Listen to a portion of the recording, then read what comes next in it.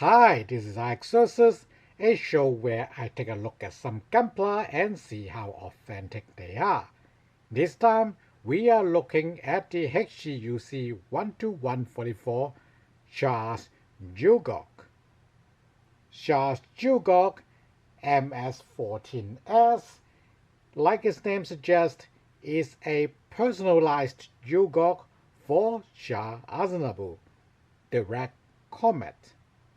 It started life as YMS-14, the pre-production model of Gelgoog.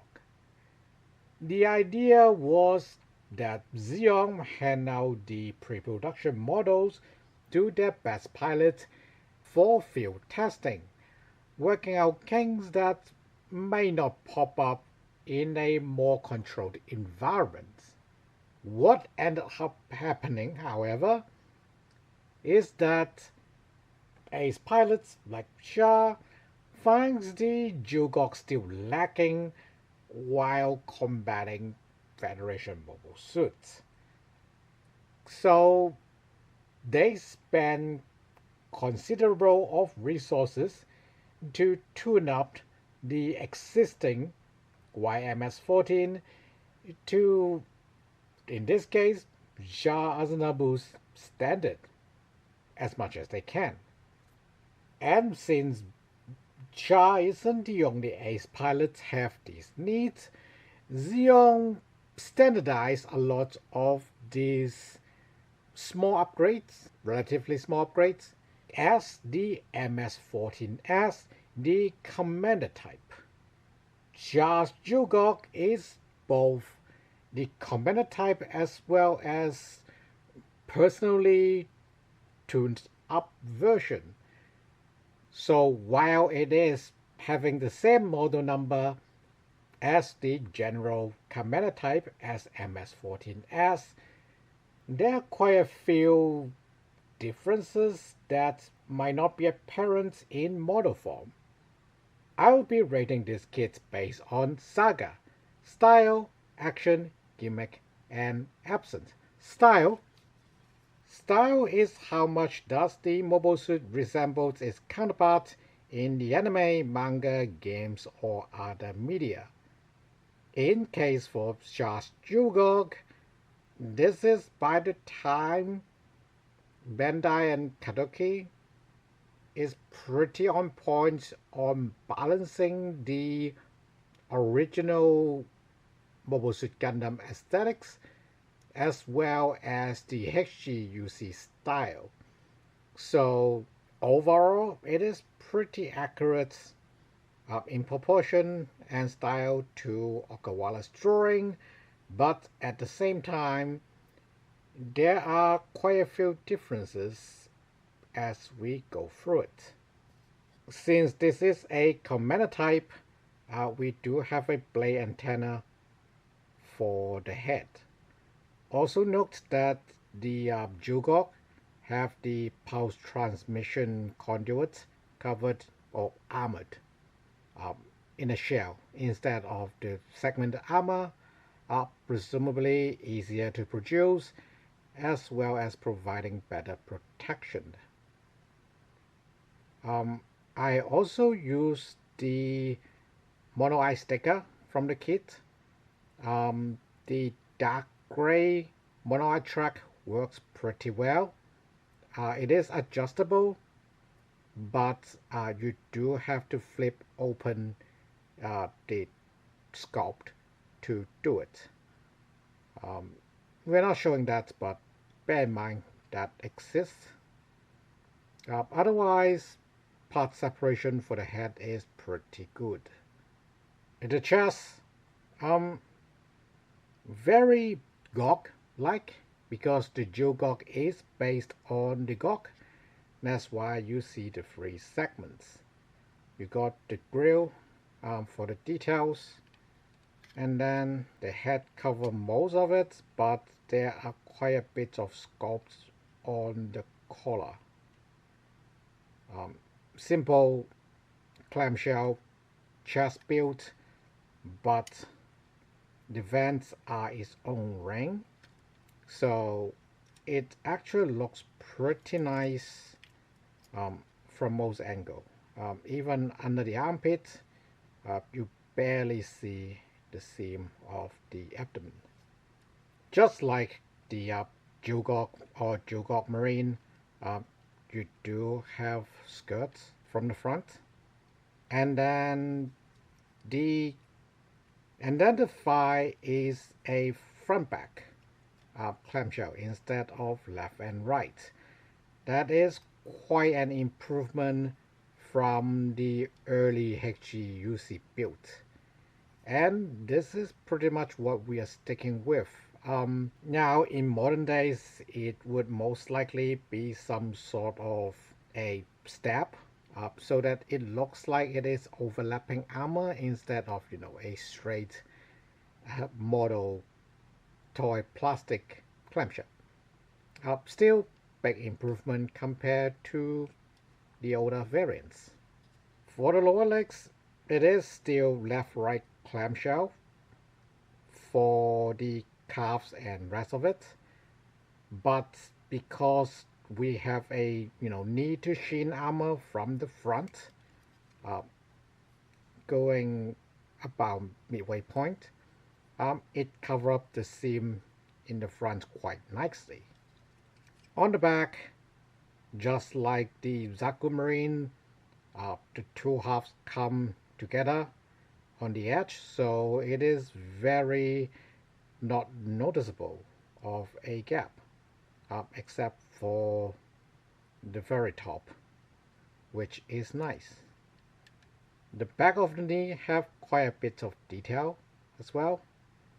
It is kind of a segment again, like the Gog.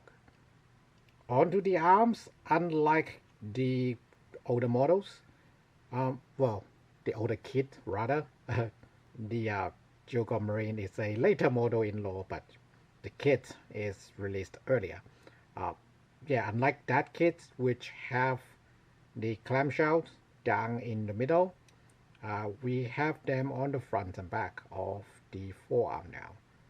The gap is not very noticeable, and because they separate quite cleverly on the elbow joint or the elbow swivel, it is not very noticeable. And then the side of it have the, in case of the normal Gelgoog or Char's Gelgoog, is a forearm booster, a auxiliary thrusters, supposedly to aid the Gelgoog's melee capabilities, also serve as a hardpoint. So that cover up this seam on this side quite nicely as well, and we do have color separation, much like Gelgoog Jaeger. The construction of the shoulder pads is pretty simple, just a front back clamshell, but the side of it is split on the back edge, so there is not a giant seam light right down the middle. That's very nice. In addition, we have a plate near the torso, so we get more movement and slightly more details. Back of the shield is sculpted like always. It is supposed to be in dark gray, aside from the yellow edge, but this looks fine, I think. So yeah, overall style-wise, Char's Gelgoog is quite an improvement over the past releases like the Gelgoog Marine or the Gelgoog Jaeger. It is also a lot closer to the line art or anime designs, and color separation is pretty accurate. Here is the sticker sheet. It have the one pink mono eye or the mono eye with the tracks if you feel like the dark gray isn't dark enough.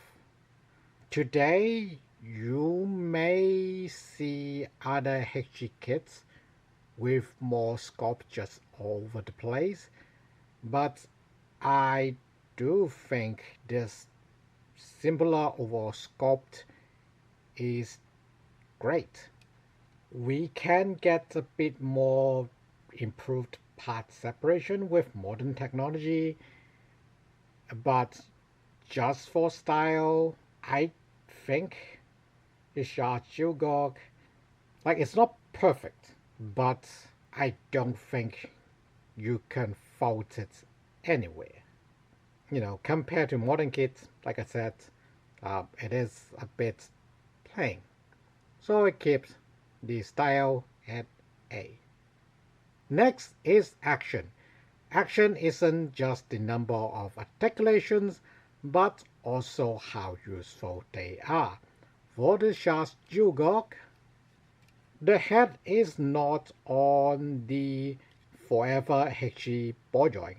It is actually a peg going up to the head and then a ball joint to the torso. So the range is a bit narrower, but it is not very noticeable because Gelgoog's head is quite huge and his neck is quite short. Limited movement, but authentic. Maybe some animation will have a bit wider range for it, but for not showing any giant gaps, I think it is doing quite a good job. For the torso, quite surprisingly, we actually got two-step. Well, we got a chest crunch on top, and then we got a swivel on the waist. But between all the clear segment separations, and it is quite dramatic, even though it probably isn't a lot of actual angle. You can make quite a dramatic difference with it. That's very expressive and very useful. And unlike the Gelgoog Marine, we do have movable side skirts. And yeah, the side skirts are in the right segment. It's not a ugly seam down here, but following the armor bits.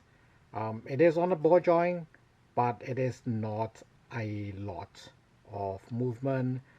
But since Gelgoog's thigh is on a ball joint instead of the two swivel pegs, so it can only kick 45 degrees to the side anyways. Doesn't hurt too much. To the front, it is kind of blocking it, but it is definitely an improvement over the older releases. As for the knee, it is actually quite an improvement compared to what HGUC used to have. If you think back to the GM or even the Gundam, despite having a double knee joint, they can go barely over 90. We are looking at something like 120, 150 here. So while Char's Gelgoog can't really kneel like some later releases or Federation mobile suits at the same period of Federation model kits of the same period, it can still do some very dramatic leg actions. So yeah, something along the line of this. So instead of kung fu fighting, let's do something like, I don't know, a somewhat semi-realistic zero gravity combat pose. Yeah, as ridiculous as this looks, yeah, Char Gelgoog can stand on it. The feet is not too different from the older Gelgoog actually. It does have one more swivel in the trouser, so it got slightly more play, but it's not so much more that makes the say Gelgoog Jaeger worse. Just slightly nicer quality of life on the Char's Gelgoog. And we still got the thrusters that I forgot to mention in style. And as usual, fully sculpted feet that I kind of skipped. Anyways, for the arm, we have shown off how it has flip up joint for the shoulder armor.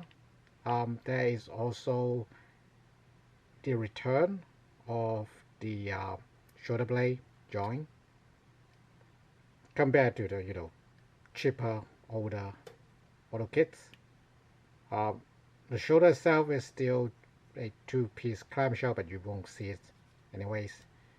And you can get all the swivel from it because of the moving shoulder armor. The elbow just 90 degrees, but that is law accurate. And then the hand is on a ball joint. The right hand again have a trigger finger hand that holds the beam rifle.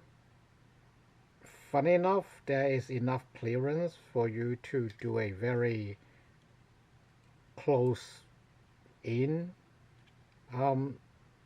support stock shooting pose, but yeah, it's supposed to be kind of like a handgun with a brace instead of actual stock. Kind of a perk or the design language of beam rifle at the time. They are more like long pistols from the older sci-fi series. And yeah, sure got swivel if you want to. So yeah, the action isn't spectacular for modern standards. Wasn't too spectacular back then. Again, we had the Zork, which is not golden standard, but more like black technology, gray action back in the early days of HGUC. And Char's Gelgoog isn't too shabby in comparison. I am going to give it a B. Preemptively knocking down some points so we can bump it up later with things that I do feel the Char's Gelgoog, or more like the HGUC standard Gelgoog, got very right. And so we comes to Gimmick. Gimmick are the onboard weapons, optional weapons, as well as other functionalities that the mobile suit might have that the model kit do represent. In case of Gelgoog, we talk about the optional module on the forearm. It's here, it's represented, it got color separation, it also covers up the seam line, it's excellent. We have the beam naginata, probably because of the shape of the beam blade. That's why it's called naginata instead of saber, although you can argue it is actually more like a real saber, just having double blades and twice the handle length. And then the beam rifle, it is a lot more like a rifle compared to the RX-78, but it is still very pistol-like. Let's take a look at the shield first. It have been attached to the back because it help even out the level of Char's Gelgoog when I lay it down.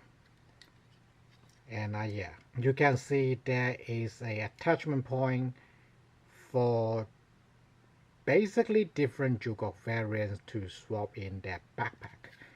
And for the commander type, the S type or the standard type, that option is just a blank plate where they can attach the shield and the beam naginata holster or clamp, which I put on the shield.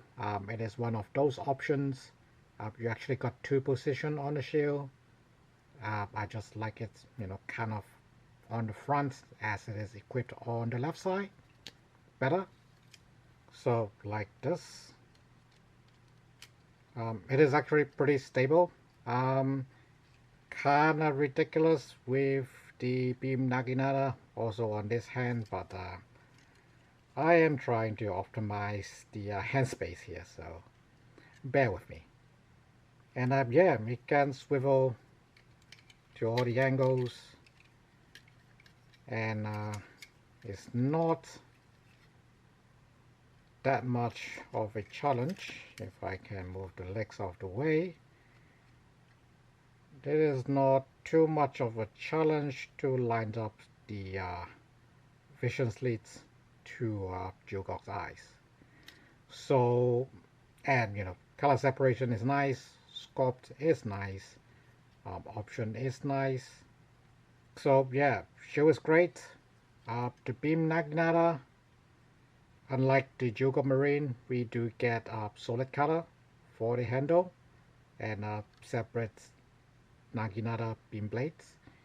And the hammer grip hand is actually wide enough that you can put the naginata in different positions. Could be a bit annoying as you move the model around, but if you're just trying to take a photo and put it in one position, it will stay with all the notches and finger grooves until you shake it out of alignment. For the beam rifle, very classic, almost Yamato, spaceship Yamato like in fashion, in style, but also vaguely World War II, World War One, with a very much universal century optic that have a cable fitting back into the weapon, into the cockpit, instead of direct see-through. Kind of hard to focus, but yeah, muzzle is cast as a separate piece, so it looks extra nice. On the flip side, the clamshell is separated pretty well, right behind this kind of a hand stop, and then near the back of the stock. So you can see the seam line from the top, but it is not very noticeable. So that's all the weapons, but I also want to talk a little bit about the hands. We got an open palm left hand for posing, pretty much, or grabbing weapons in the middle of it.